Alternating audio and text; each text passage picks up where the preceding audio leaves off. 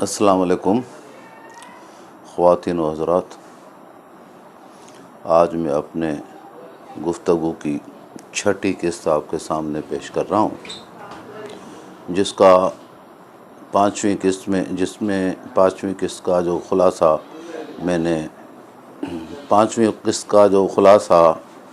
میں نے آپ کے سامنے پیش کیا تھا وہ یہ تھا کہ سماجی انقلاب میں تبدیلی کا بنیاد جو حضرت شاہ ولی اللہ رحمۃ اللہ علیہ نے اور جو ان کی تشریح مولانا عبید اللہ سندھی نے کی ہے، اسی بنیاد پہ سماج میں بڑی پائیدار تبدیلی آ سکتی ہے، اور اس کو میں نے وحدت الوجود کے نام سے آپ کے سامنے رکھا تھا۔ تو میں اب اس حوالے سے ایک اور چیز آپ کے سامنے رکھنا چاہتا ہوں، وہ یہ ہے کہ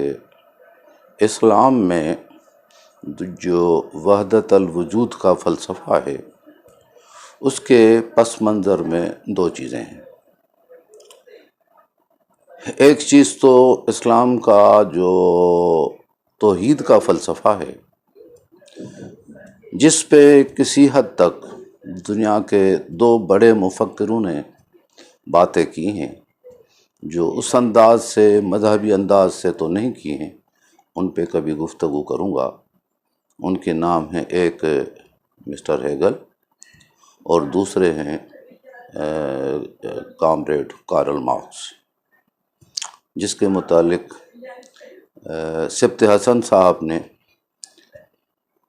کہا ہے کہ جیسے وحدت الوجود کا فلسفہ ہو۔ تو یہ کبھی گفتگو میں ضرور ان کا ذکر بھی آئے گا، مگر میں یہ بتا رہا تھا کہ اس وحدت الوجود کے فلسفے میں بنیادی نقطہ جو مسلمانوں کا ہے وہ توحید ہے، اور دوسرے جو اثرات ہوئے ہیں وہ اثرات ہوئے ہیں سندھ کے ویدانت کے فلسفے کے، اور اس کی ایک تاریخی حقیقت ملتی ہے کہ مسلمان صوفیوں کے جو بہت بڑے نامور غالباً دوسری صدی ہجری کے باجید بستامی رحمۃ اللہ علیہ تھے، وہ متاثر ہوئے تھے ایک سندھی ویدانت کے عالم سے جن کا نام تھا ابو علی سندھی۔ اور ابو علی سندھی ویدانت کا بہت بڑا عالم تھا، اور وہ مسلمان ہوا تھا، اور اس نے باجید بستامی کو مکمل طور پہ ویدانت کا فلسفہ سمجھایا، اور باجید بستامی ان کو قرآن مجید کی چھوٹی چھوٹی آیتیں یاد کراتے تھے تاکہ نماز پڑھنے میں ان کو آسانی ہو۔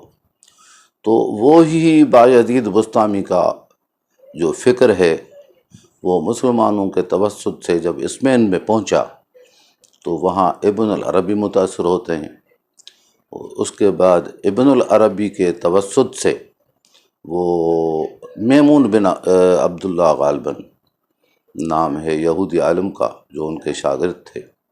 ان کے توسط سے پھر یہ یورپ میں پہنچتا ہے، اور اس کے اثرات ہیگل اور کارل مارکس پہ میرے خیال میں پڑتے ہیں۔ تو یہ وحدت الوجود کے فلسفے کے پیچھے یہ دو بنیادی عنصر ہیں۔ اس حوالے سے حضرت عبید اللہ سندھی جو وحدت الوجود کے فلسفے کی تشریح کرتے تھے، وہ یہ کہتے تھے کہ میں وحدت الوجود کو ویدانت کی اسلامی ایڈیشن سمجھتا ہوں، اور اس میں جو مجھے خوبی نظر آتی ہے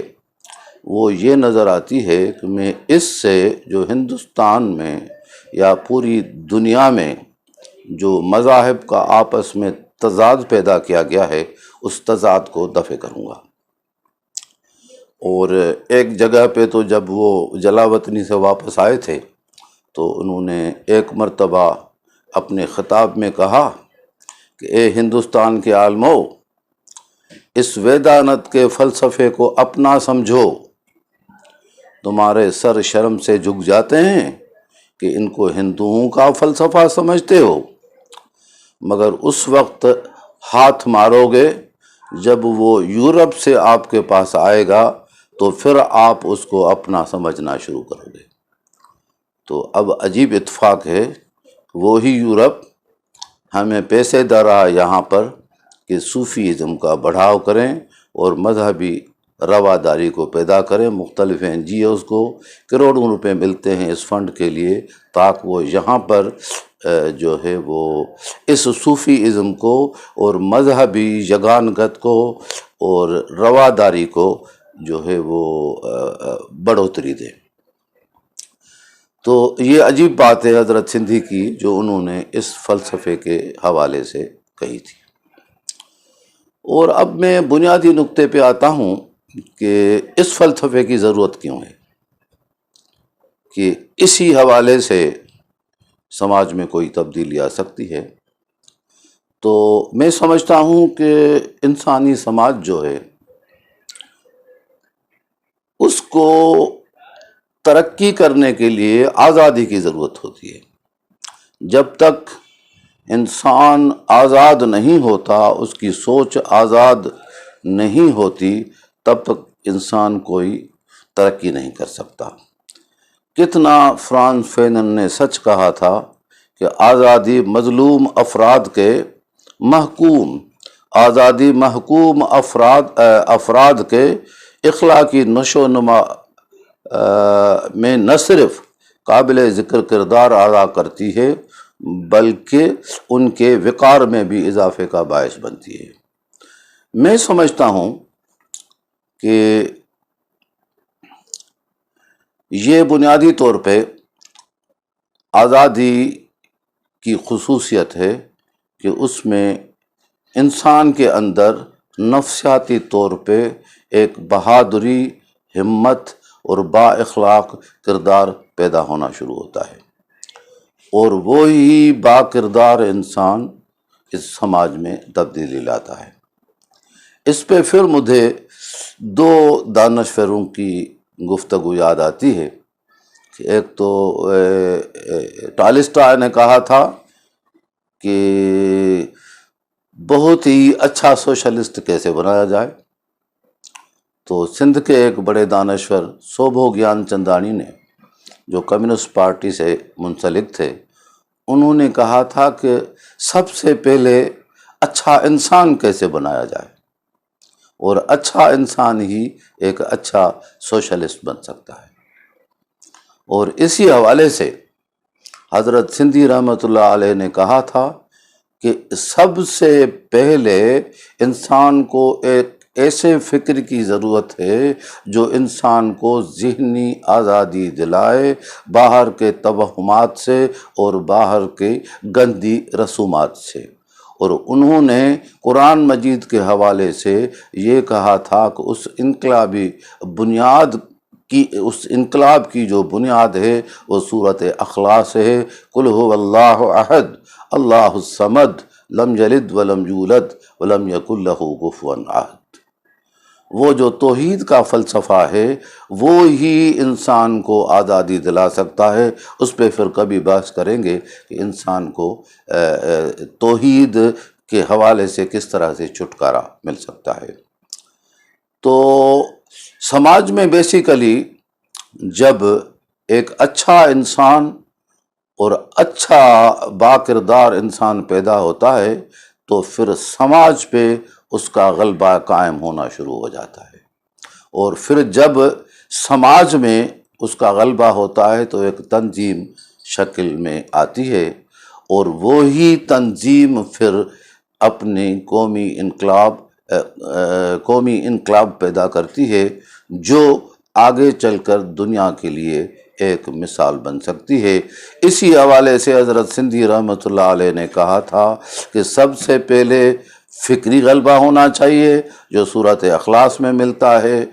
اور اس کے بعد سوشل غلبہ چاہیے، جو سوشل غلبہ صورت لہب میں مل سکتا ہے۔ جو ابو لہب کے متعلق حضور نے بد دعائیں دی تھیں تو وہ بیسیکلی ابو لہب کے لیے صرف نہیں تھی، مگر ابو لہبی سماج کے متعلق تھی۔ اس کے بعد ان کو صورت فتح کے حوالے سے دیکھا جائے تو پھر وہ سیاسی غلبے کی شکل میں نظر آتا ہے کہ جس انقلاب نے فتح مکہ کے بعد دنیا کو ہی تبدیل کر دیا، جو اس حوالے سے اس پیغمبر صلی اللہ علیہ وسلم کے اتنے اربوں کی تعداد میں معتقد موجود ہیں، ان پہ ایمان لانے والے موجود ہیں۔ یہ پھر الگ ایک بحث ہوگی کہ انہوں نے کس طرح سے بگاڑ پیدا کیا ہے، جیسے انسان کی تاریخ میں مختلف ملتوں نے اپنے دین کو خراب کیا تھا۔ حقیقت میں یہ سب دین ایک ہی ہیں، ان سے جدا نہیں ہیں۔ تو آج کی اس میری تقریر کا خلاصہ اور گفتگو کا خلاصہ یہ تھا، پھر آگے مزید اسی وحدت الوجود کے فلسفے پہ بحث کریں گے۔ اللہ حافظ، اللہ آپ کو خوش رکھے، آمین۔